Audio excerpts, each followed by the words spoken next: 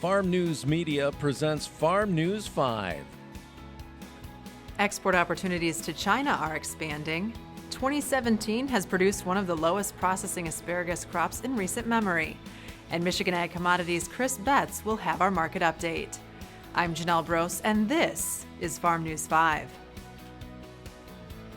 Farm News 5 is brought to you by Ford.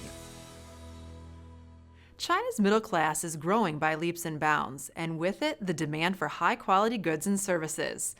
This growing segment of the population is using e-commerce websites like Alibaba and Tmall to make their purchases.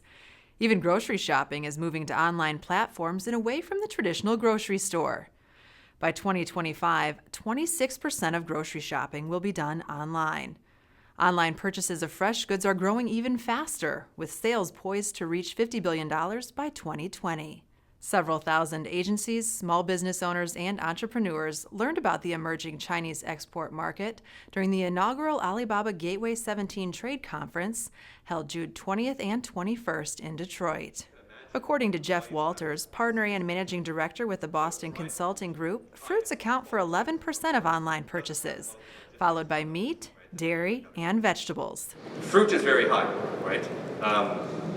People are very concerned about the safety and quality of their fruit.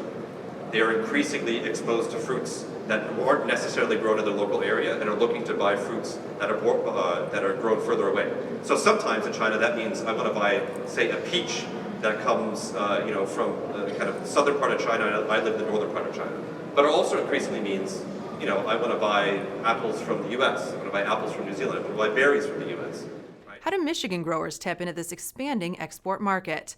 The Michigan Department of Agriculture and Rural Development's International Marketing Program is ready to help. What we want to do is really work with these companies, especially if they're new to export, helping to educate them on what it takes to be able to export into a market, and then helping to connect them with potential buyers.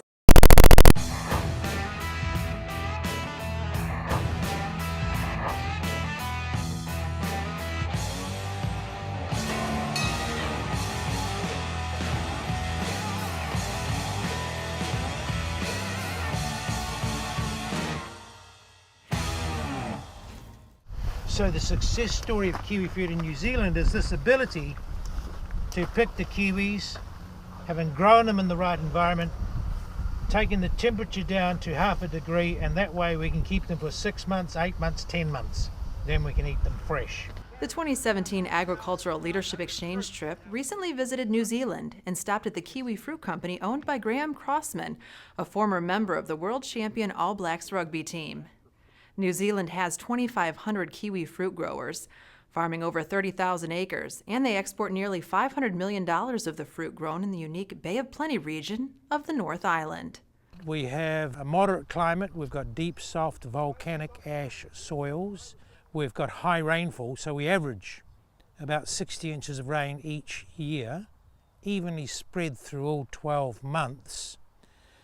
Amongst that, we have high sunshine hours. So this is one of the sunniest places in New Zealand. We need about 600 hours of chilling, and chilling is below 6 degrees Celsius, below +6. Some frosts below 0 do those extra good things like help control pests and diseases, invigorate the vines, make them burst with life with a maximum number of flower buds. So put all those things together in the same way, in the same order each year, and you've got the perfect environment for kiwi fruit. The Michigan Soybean Promotion Committee is devoted to investing soybean farmer checkoff dollars to address grower concerns. We focus our efforts on production research, market development, and outreach. Learn more at michigansoybean.org. The smallest processing asparagus crop in recent memory has just been recorded at an estimated 9 million pounds. An early season frost and some reports of labor shortages caused challenges during the growing season and at harvest. This year's processing numbers also indicate an increase in the share of the asparagus crop going to the fresh market.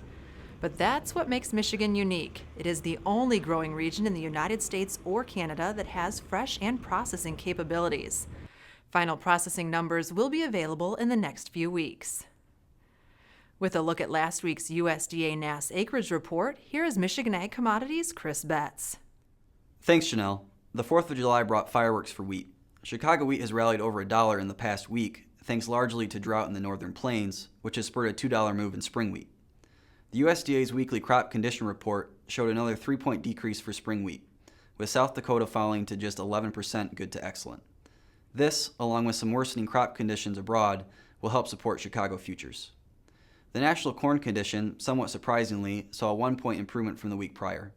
Trade had expected worse conditions for corn, which may be seen in next week's report. Soybeans gained support from the USDA, pegging planted acres at 89.5 million acres last Friday. Some had expected soybean acres to surpass corn, which was estimated just under 90.9 million acres.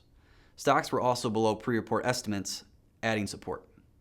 For more market information, go to mishag.com. I'm Chris Betz for Michigan Agricultural Commodities. For more news and video, visit MichiganFarmNews.com. With Farm News 5, I'm Janelle Brose. Have a great week of farming.